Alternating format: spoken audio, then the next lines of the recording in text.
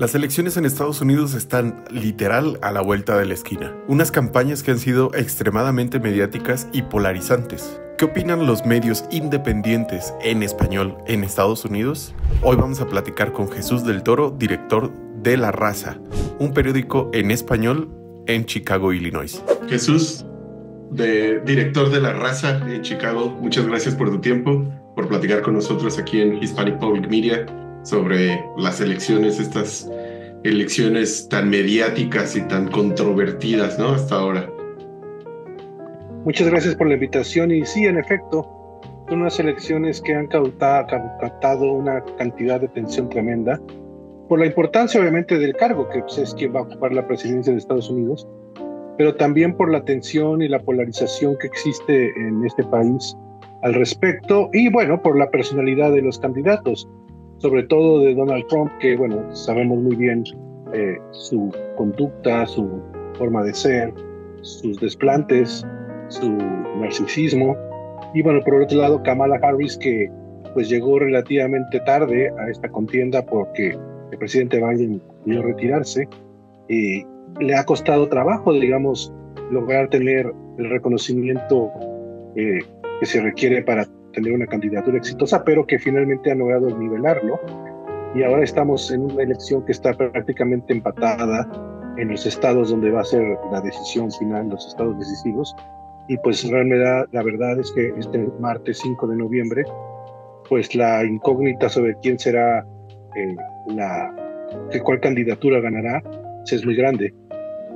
Claro, estos estados de los que hablo, los estados péndulo, ¿cuáles son los clave? Me parece que se pueden contar con las manos, ¿no? Pero ¿cuáles dices tú que son la clave? Los tres más importantes son Pensilvania, Michigan y Wisconsin, que son tres estados en el área de los Grandes Lagos y en el llamado Midwest o centro-oeste del país. Pero también hay otros que son importantes, por ejemplo, Arizona y Nevada en el suroeste y Georgia y Carolina del Norte en el sureste. Todos esos están muy competidos en la elección, están prácticamente empatados estadísticamente en las encuestas. Pero bueno, como es el modelo en Estados Unidos, que no gana el candidato que obtiene más votos en total en todo el país, sino que gana el que obtiene más votos electorales, el colegio electoral, y en este caso cada estado, dependiendo de la cantidad de representantes que tienen en el Congreso, y eso en cierto modo lo define su población y otras consideraciones, pero bueno, cada estado tiene una cantidad de votos electorales, y si un candidato o candidata gana en ese estado, obtiene esos votos electorales de ese estado. Entonces, así sumando, se requieren 270 votos, que son la mayoría del total de votos electorales para ser electo en la presidencia. Y obviamente hay muchos estados que ya, digamos, históricamente y en esta elección también, estadísticamente se pueden decir que ya se sabe quién va a ganar ahí.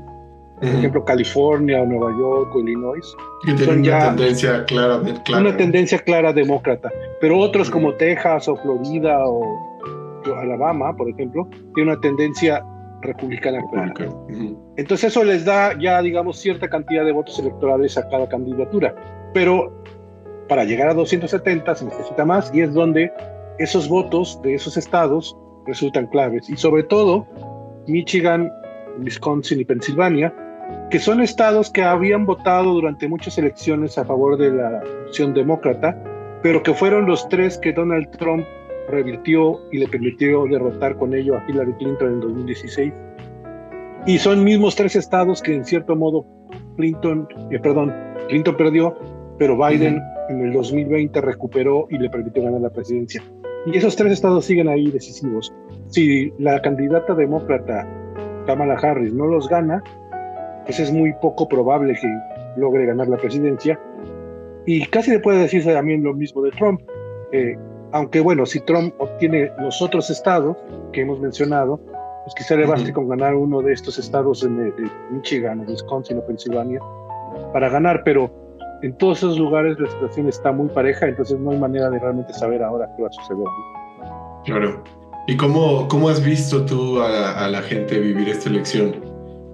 Parece que ya está cansada, ¿no? De tanto bombardeo mediático. Pues sí, porque las elecciones presidenciales en Estados Unidos comienzan desde pues casi un año y medio antes del día de la elección, porque el año pasado, en 2023, pues comenzaron a perfilarse los candidatos potenciales, que bueno, aunque en esta elección quizá uno podría decirse que era más claro, parecía que iba a ser pues Joe Biden y Donald Trump, aunque hubo algunos ahí pequeños rivales que no tuvieron mucha relevancia para ninguno de los dos.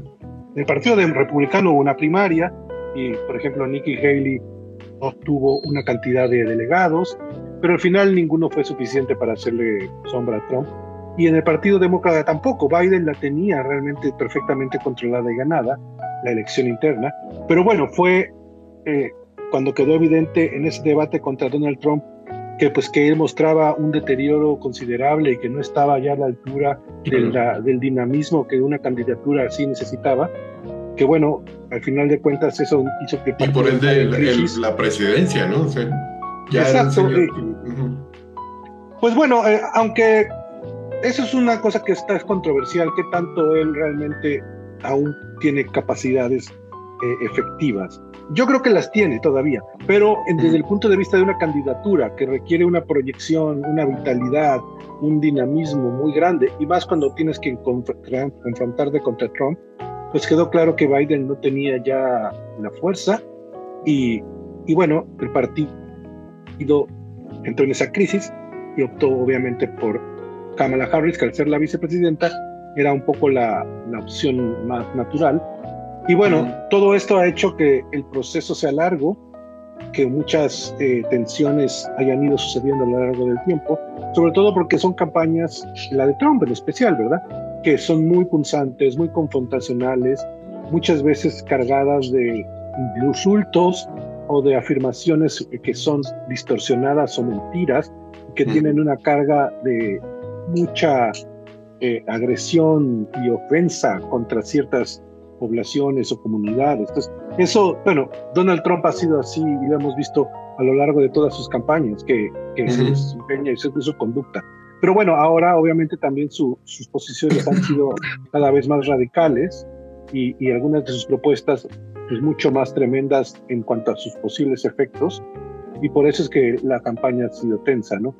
Y bueno, finalmente en los estados estos que hemos mencionado, donde posiblemente se decida todo, pues aún más, digamos, medios, campañas, mensajes les llegan a la gente por todas partes, ¿no? Por la televisión, por la radio, por el internet, por los teléfonos celulares, por el teléfono normal, por el correo, en las calles, porque ahí es donde se está luchando por los votos que pueden ser decisivos, mucho más que quizás en otras partes que, aunque votos en todos lugares es importante, no está en juego, digamos, la decisión de quién se va a llevar esos votos electorales como está en estos otros estados, ¿no? Oye, ¿qué papel ha tenido el medio independiente, por ejemplo, La Raza? Porque sabemos, así como hay estados que están completamente, que tienen esta tendencia a un partido o a otro, los medios masivos de comunicación, ahorita que estamos hablando como Fox, podemos decir que es un medio republicano, como CNN puede catalogarse como un medio demócrata. ¿Cuál es la importancia de nosotros como medios de comunicación neutros, independientes, para llevar esta información objetiva, sin tratar de controlar una narrativa? Claro. Bueno, ahí no sé si sea realmente posible ser objetivo sin no tratar de tener una narrativa específica.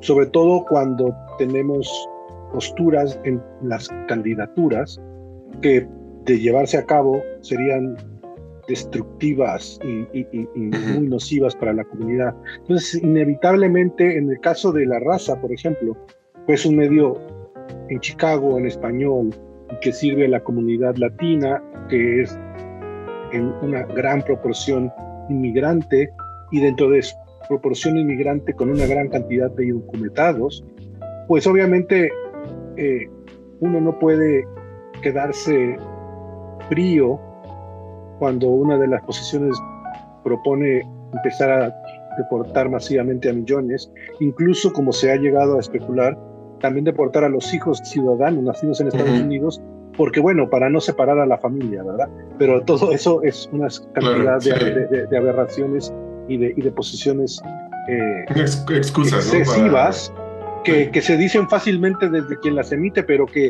en realidad implican un drama, una injusticia, una violación de derechos y una descomposición social terrible que afectaría de llevarse a cabo, desde luego, a los que fueran deportados, pero a toda la sociedad y toda la economía del país. Que además, para llevarla a cabo, está nuevamente proponiéndose o afirmándose, quizá más como discurso que como algo realmente viable, pero bueno, se dice, utilizar, por ejemplo, al ejército y otras cosas para estar ahí cazando inmigrantes, lo que convertiría al país, si eso fuese, pues en un estado policíaco, con una suerte de sometido por una Gestapo o algo así, ¿no?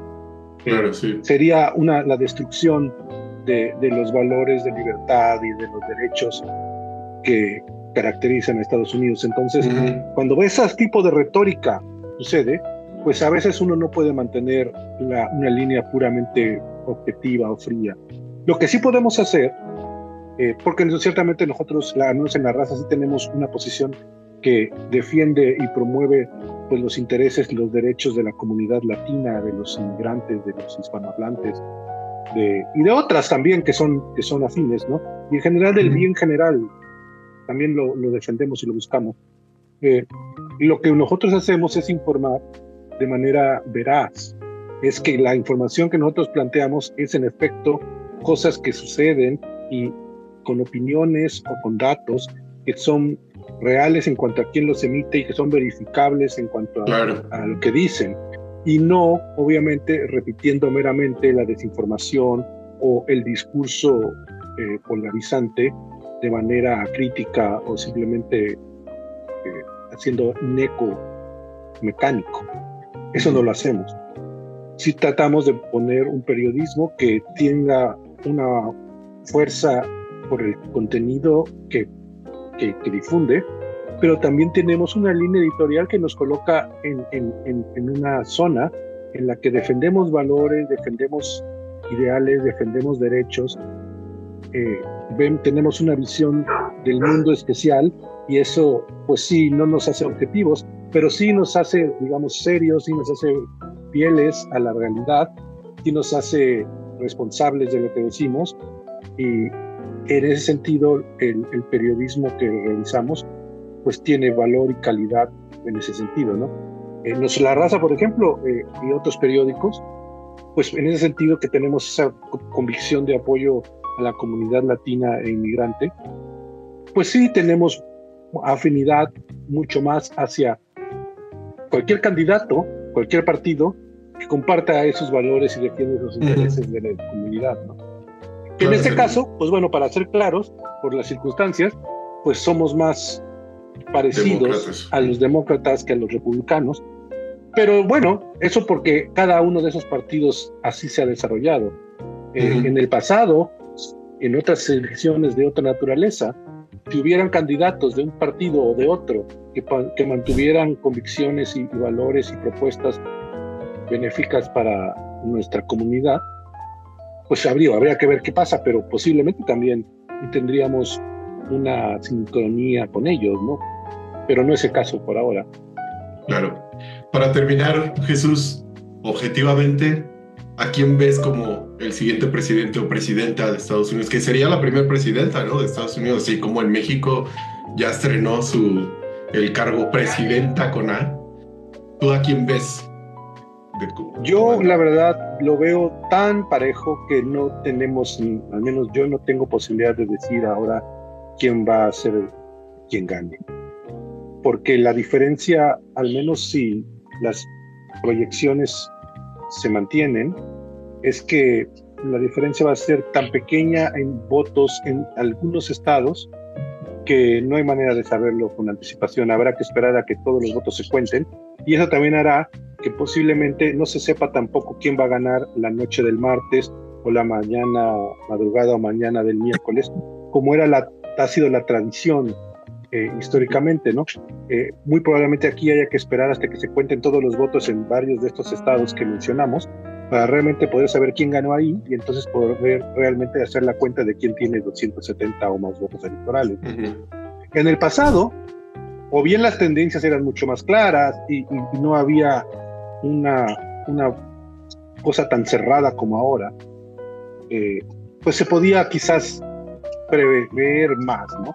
Y lo mismo al llegar la noche de la elección, aunque siempre quedan votos por contarse que no se cuentan en la noche de la elección, porque muchas veces los votos por correo en muchos estados solo se pueden empezar a contar hasta que se cerraron las casillas físicas y eso lleva tiempo. Pero bueno, en otras épocas, cuando el margen de victoria que lleva ya un candidato o candidata es tan amplio, pues es suficiente para decir ganó aquí tal persona, y haciendo todas las proyecciones, pues se puede inferir, entonces ganó tal la elección presidencial. Como pasado en años anteriores, en elecciones del pasado. Pero la más reciente, pues fue misma en 2016, cuando Trump ganó. La de Biden hace 4 años, tuvo que esperar algunos días para poder saberlo. La de Obama, nada más se pudo saber con certidumbre que ganó en esa misma noche de la elección. Pero en esta, pues yo creo que tendremos que tener paciencia y es difícil saber, ¿no? Al menos por lo que se sabe ahora. Si hay alguna gran sorpresa, que a veces pasa, ¿no? Las encuestas dicen una cosa, pero los ciudadanos se movilizan de manera diferente y se comportan de otra, pues quizá el escenario cambia, pero por ahora yo no tengo manera de saber quién o de predecir o de proyectar quién puede ganar. Claro. Bueno, Jesús, te agradezco mucho tu tiempo, tu análisis, y vamos a estar pendientes de qué pasa en las elecciones en Estados Unidos. Claro que sí, muchas gracias. Muchas gracias por la invitación a Hispanic Public Media y a ti en especial. Gracias.